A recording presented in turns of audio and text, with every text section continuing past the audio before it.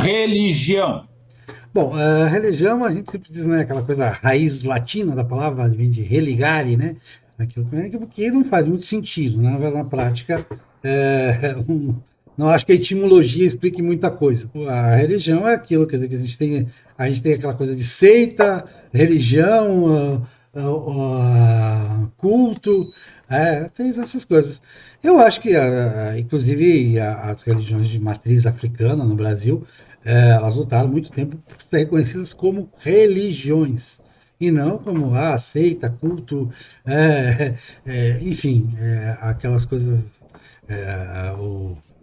ligadas quer dizer, a maneiras de dizer religião está aqui em cima, tem conceito, então, e aquilo que se diz seita ou qualquer coisa é algo inferior. Eu não gosto dessa distinção, não é por ser politicamente correto, mas acho que é uma distinção muito difícil de fazer. Agora, é a organização das crenças, né? A organização de um sistema de crenças é uma religião. O marxismo, para mim, é uma religião, porque é uma organização de um sistema de crenças. Embora ele não tenha lá uma fé, não tenha lá. Claro, tem as internacionais, né? As internacionais socialistas que organizam a fé. E no passado elas eram muito fortes nessa organização da fé. O próprio Lenin, em suas obras completas, é um organizador da fé. Ele é um profeta da religião. Então, a religião é todo o sistema organizado de crenças. Você pode dizer que a psicanálise, de certa forma, a psicanálise é um sistema de crenças, mas a organização disso é meio complicada, porque não existe uma. Até existem organizações, você já até contou na sua biografia como é que elas funcionam, né? Mas elas são muito. Há muitas dissensões entre elas, então elas acabam não estabelecendo uma doutrina geral que tenha que ser respeitada por todos. Você pode optar por ir para outra associação lá que não pensa da mesma maneira, né? Mas a relação da religião é muito mais, as pessoas ligam mais religião à fé, e principalmente à religião cristã. Não se usava o termo para os islâmicos, por exemplo, né? Para os islâmicos, porque, primeiro, que os islâmicos já tinham a ideia de califado, eles tinham a ideia de misturar o poder temporal com o poder religioso, né? O califa é um governante, né? E é, ao mesmo tempo, um chefe religioso. Depois é que teve essa questão do imã e tal, eles acabaram meio que copiando o modelo cristão, em parte, né? De líderes religiosos que organizavam lá a mesquita e tal. Então a mesquita passava a ter uma certa independência em relação ao poder temporal, ainda que o almeje. Hoje, claro, muitos islâmicos vão dizer até pela convivência com o Ocidente que não, eu vou manter eu vou ter o imã aqui, vou ter a minha mesquita, mas eu não vou me misturar com lá a Tunísia, lá vamos manter a democracia. Eu vou concordar com a ideia de democracia, de partidos políticos, que não necessariamente laicos, eles não aceitam a ideia de laicismo, mas que possam competir sem que seja um chefe religioso, né? E no Ocidente, essa separação total é recente, ela não era bem assim. Claro que desde o início, até porque está no Evangelho, a César o que é de César, essa separação, e São Paulo também é muito específico nessa separação. São Paulo dizia que devia se obedecer ao rei, ao soberano. É, E isso vai causar algumas confusões. Nós vamos ter os estados papais dentro do Sacro Império, né, que é a separação dos estados papais, a tomada da igreja por estados, no caso da França, quando dá o cativeiro de Avignon, né, quando o papado se transfere para Avignon. Aí vai ter inclusive eleição de dois papas. Santa Catarina de Siena vai ser a grande heroína do cristianismo para tentar, e ela consegue, em parte, reverter isso. E aí você tem as religiões voltam a ter essa ligação com o Estado, justamente pela reforma. A reforma, principalmente a linha luterana, ela o príncipe opta por ser luterano ou por se manter católico. Então os principados dentro do Sacro Império, os príncipes eleitores, eles vão se diferenciar de acordo com a religião que adotam. E aí nós vamos ter as guerras de religião da Europa, que também são resultado, em parte disso, dessas opções, dessa mistura entre Estado e religião. E nós vamos ter também nos países católicos o padroado régio, que é lamentável, né? Eu já comentei sobre isso na História do Brasil Vira-Lata, em outros livros, meio que isso tornava a igreja cúmplice do Estado. Então, todos os erros do Estado, a igreja era cúmplice no padroado régio, porque era um funcionário público o padre. Né? E isso foi muito ruim, essa mistura. Mas religião, assim, como definição geral, eu diria, porque a gente está procurando o que é religião, qual é a definição, qual é o conceito, eu diria que é uma organização de um sistema de crenças. Eu acredito que religião fica melhor definido se tu colocar a questão do sobrenatural, do mistério, né? Claro que a própria definição de sobrenatural pode ser problemática, né?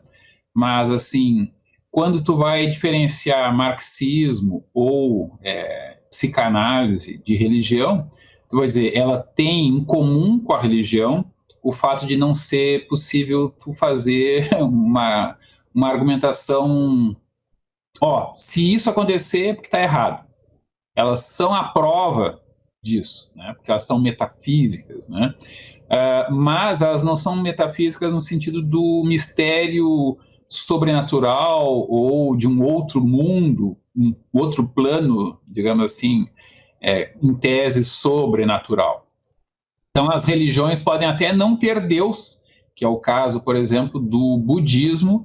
Ele até incorpora deuses, mas não é uma questão central, é uma questão assim, tipo de sincretismo. Então, o budismo vai se envolver lá com vários povos que tinham uma pluralidade enorme de Deus, no hinduísmo e outros lugares, ele vai fazer o seu sincretismo, mas vai dizer, olha, o central não é isso, o central é essa ideia, digamos assim, mais abstrata do nada, né? Aqui é um nada que não dá para traduzir muito direito, mas enfim, vamos dizer como nada. O objetivo do budista é a paz de espírito, a morte do espírito, inclusive. O sistema de crenças do marxismo, ele é um pouquinho diferente. Ele vê uma terra prometida, entre aspas, que é o comunismo. Então, ele diz, a gente vai passar por todo o calvário do socialismo, que não vai ser muito bom, vai ser um pouquinho melhor, mas vai ser ruim, né? Para chegar um dia no comunismo, na Terra, né? Então, muita gente diz, olha, quando começa a prometer o paraíso na Terra, tem cara de religião, e uma religião bastante destrutiva, porque vai dizer que vai ter que matar todo mundo que não concordar, né? Mas, inclusive, esse é um dos problemas, né, da excessiva crença numa teoria, numa crença, numa religião ou numa ideologia, que é, se tu tem certeza que ela é a certa, por uma questão de fé que não pode nem ser muito contestada, tu não discute mais. E a pessoa que não concordar lá pelas tantas, tu começa a achar que ela tem que morrer.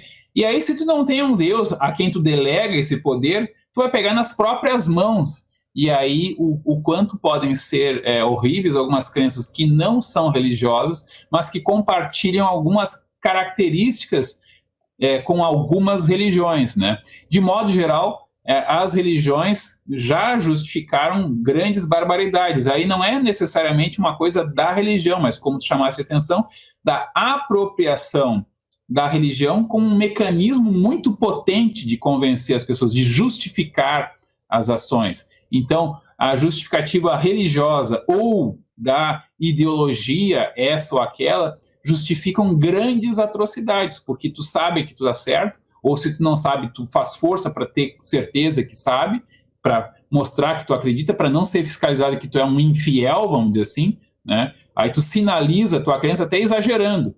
Eu vejo isso muito entre os religiosos e vejo isso muito entre os esquerdistas, né? Assim, o cara não tem assim aquela fé toda, mas para não mostrar que ele está em dúvida, ele afirma aquilo de maneira exagerada e aí as coisas começam a ficar muito ruins. Pessoas com baixa fé, né, mas que querem ser aceitas no grupo, acabam cometendo, promovendo ou até incentivando atrocidades muito grandes.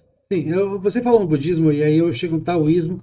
E eu vou misturar essa questão do taoísmo com a questão da definição. A gente vai trabalhar com a definição da palavra metafísica em breve.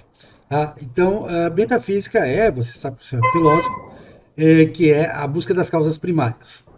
No taoísmo, isso é proposto como yin e yang, né? Yin e yang seriam as causas imediatas primárias, as forças yin e yang, que estão até na bandeira da Coreia do Sul. Né? Se alguém quiser ver o que é o yin e yang. Essas são as forças opostas.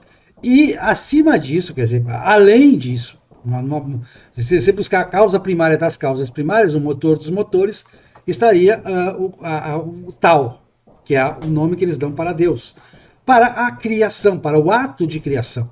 O taoísmo deixa bem claro que é o ato de criação, mas ele diz o quê? O que o livro do Tao diz, o Tao Te Ching? O Tao Te Ching diz que isso é o incognoscível. E é por isso que o budismo também, todas as religiões orientais são influenciadas pelo taoísmo, ainda que no caso da hindu, tardiamente. Né? O taoísmo é posterior ao brahmanismo. Né? Mas o taoísmo então defende aquilo como o incognoscível. No caso do marxismo, a fé laica, né, o marxismo, certas correntes da psicanálise, digamos assim, junguiana, por exemplo, tá?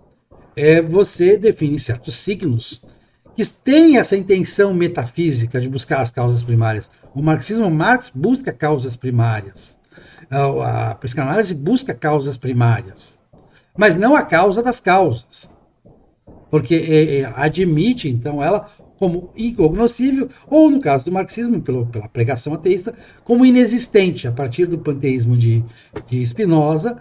O ateísmo é uma criação ocidental, não há paralelo no ateísmo, que é um resgate do panteísmo dos filósofos, de alguns filósofos romanos, né? Deus é tudo, Deus está em tudo, se tudo é tudo, não há nenhuma questão do incognoscível, mas daquilo que não faz sentido falar sobre, ou daquilo que não é uma causa primária. É já o que está aí, é o que está dado. Né? Então, esse é o ateísmo, o marxismo é ateísta, mas ele vai buscar as causas primárias, então, no homem, na organização social, na dominação, todos aqueles princípios marxistas que a gente conhece, na formação das classes, enfim,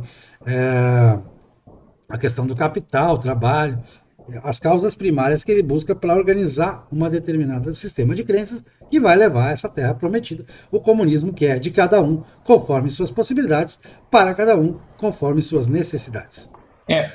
A física contemporânea, né, começa ali no início do século XX, ela acaba esbarrando um pouco nessa questão do incognoscível, no caso daquilo que não é possível de se conhecer, que fica ali no limite das dimensões ou do tamanho, né, das coisas, das medidas de Planck. Né? O Planck vai dizer, olha, a gente pode estudar até um certo tamanho. Por que chega um limite em que não dá mais para conhecer? Porque tu teria que usar tanta energia para, sei lá, ver se tem uma partícula da partícula da partícula, que tu, colocando muita energia num espaço muito pequeno, tu faz um pequeno buraco negro. E um buraco negro é entendido como alguma coisa que tem entrada e não tem saída. Ou se tem saída, tal da radiação de Hawkins, né, não há informação. A informação que entrou ali se perde. Ainda que possa haver uma evaporação e super rápido de um mini buraco negro, a informação é perdida. Então, como a informação é perdida, esse tamanho, né, mínimo é a dimensão máxima que a gente pode conhecer por definição do que a gente entendeu da física. Pode ser que seja uma outra física, mas é pouco provável, né? Então, a física, ela vai até onde dá para explicar. Aí depois dizem, pode ter alguma coisa abaixo disso? Pode, mas nós não temos como conhecer. Então, não é objeto da física, não é algo experimental, não é algo que possa ser conhecido. A religião, ela meio que se especializa em explicar o que tem ali que não dá para conhecer e diz, é isso, isso e isso e isso. Até se brinca, né, que o Einstein não conseguiu lidar muito bem com essa ideia. Ele dizia que Deus não joga dados, né, não pode ser por acaso. Tem que ter uma causa desconhecida, uma causa oculta, que a gente não pode observar, mas existe. Né? Os físicos dizem, pode ser que tenha, pode ser que não tenha, nós simplesmente não temos como saber. Então, aqui talvez seja uma maneira tanto obscura, porque ninguém entende física quântica, né? O Feynman dizia que se tu diz que entende, é porque tu não entende, né? Claro que ele possivelmente entendia bastante bem, mas é um paroxismo, né? um paradoxo da compreensão da racionalidade humana, a física quântica, inclusive, é objeto de grande empulhação, como as religiões também. Mas existe uma distinção aqui fundamental. O que é possível de conhecer, isso é objeto de ciência. O que não é possível saber, tu até pode levantar hipóteses, aí são religiões ou teorias metafísicas, que até podem ajudar a explicar por que aquilo que é observável é assim ou assado, né? Então, tu pode criar um sistema de princípios, de axiomas, né, que te dão base para aquilo que é conhecido, que vai organizar as tuas teorias. Mas ela própria vai ser uma coisa que tu assume. Vamos assumir que tal, tal e tal. Isso nos ajuda a responder? Ok, então tu tem um sistema metafísico que dá base para o sistema, inclusive, político ou científico, que tem, então, que lidar com a prática concretamente com base em alguma coisa que é conhecida. Mas, claro, na base sempre tem um limite. Esse limite é o limite que talvez sobre para a religião e que talvez nunca seja totalmente substituível, né? Não me parece que seja possível substituir toda a religião por ciência, por coisas observáveis. Parece que há uma necessidade de especular. Inclusive, eventualmente, se descobre alguma coisa que parecia misterioso, eventualmente pode se tornar objeto de ciência, porque agora nós temos uma maneira de observar. Ok, então ampliou-se o espaço da ciência, diminuindo, em certa medida, o espaço daquilo que era crença, porque tu não tinha como conhecer, tu só podia apostar. Enfim, é um limite dinâmico, eu acho que é interessante. Eu, particularmente, sou agnóstico, né? Eu não acredito que... não quer dizer que eu não acredite na religião, quer dizer que eu não dou importância. Não me afeta muito. Não, é assim, eu sempre penso... Você satisfaz com a ideia de incognoscível. Tudo aquilo que um religioso fala, eu penso, eu também me preocupo com isso, mas eu não resolvo dessa maneira. Bom, agora eu falo como cristão, só para encerrar. O evangelho tem esse problema entre os cristãos também. Eu acompanho muito, por ser cristão também, e por ter estudado o evangelho, por ter escrito um livro sobre o evangelho. Jesus diz em alguns momentos, se 2 ou 3 estiverem reunidos em meu nome, eu estarei presente. Isso leva muitos desigrejados, ou então comunidades, ou abrir aquela igrejinha do bairro, da comunidade, basta aquilo, né? Ele também diz em outro momento que amai-vos uns aos outros, assim conhecereis que são meus discípulos. Então, você não precisaria ter uma religião organizada, mas ao mesmo tempo lá ele diz, Pedro, tu és pedra e sobre ti erguerei a minha igreja. Mas, veja, mesmo que Jesus tenha dito o que dissesse, que não se precisava organizar uma fé, não precisava uma organização para propagar o evangelho, para difundir, como se diz no próprio evangelho, para pregar o evangelho a todas as nações, a boa nova, isso é inevitável. A organização da fé é inevitável. A organização de um sistema de crenças é inevitável. Nós somos criaturas sociais. Eu, indivíduo, Regis, não existiria se não fosse um contexto social em que esse nome, que é meio latino, né, teria sido aproveitado pela minha mãe, meu pai aceitou, me deram esse nome, eu me constituí, então, com uma identidade, o cara meio esquisito, 4 olhos, agora eu estou sem óculos aqui por causa das câmeras, né, e que sou agnóstico. Mas eu não seria agnóstico se não houvesse uma pressão para ser religioso. E eu dizer, não me toca, não me interessa. Eu até poderia mentir que sou religioso e faria muito sucesso, poderia até ser padre ou pastor, né? Mas, até quando eu comecei a fazer filosofia, eu estou estudando filosofia, muitas pessoas mais velhas perguntaram, tá estudando para ser padre? Porque na cabeça deles, estudar filosofia é se preparar para ser padre, né? E eu acho que eu tinha um jeito, e talvez ainda tenha um jeito, estou até de preto aqui, só faltou a golinha branca, né? Um jeito de padre, né? Isso ajuda a fazer sucesso com as mulheres, por incrível que pareça, né? Às vezes. Então, ser religioso também tem essa dimensão social. Ao dizer que sou agnóstico, eu acho que também eu entro nos quadradinhos de como é que isso se enquadra em relação às religiões? Tu disse que eu sou cristão, e eu concordo, fui educado numa tradição cristã. Eu tive a experiência também umbandista e espírita, mas as duas estavam mergulhadas nesse sincretismo brasileiro de misturar tudo com Jesus Cristo. Então, os próprios espíritos vão dizer, não, Jesus Cristo é o espírito que está tomando conta aqui da terra e tal, né? Então, eles adaptam de maneira errada, e eu, pessoalmente, quando alguém me vem dizer, Jesus disse isso, mas em outra passagem, Jesus disse aquilo, Jesus, ele deve ter falado muita coisa importante, mas isso aí foi dito uns 50 anos depois, ou 200 anos depois, né, por outras pessoas que interpretaram o que significou aquela pessoa especial, com certeza, mas que para mim não é o Filho de Deus, não mais do que eu sou.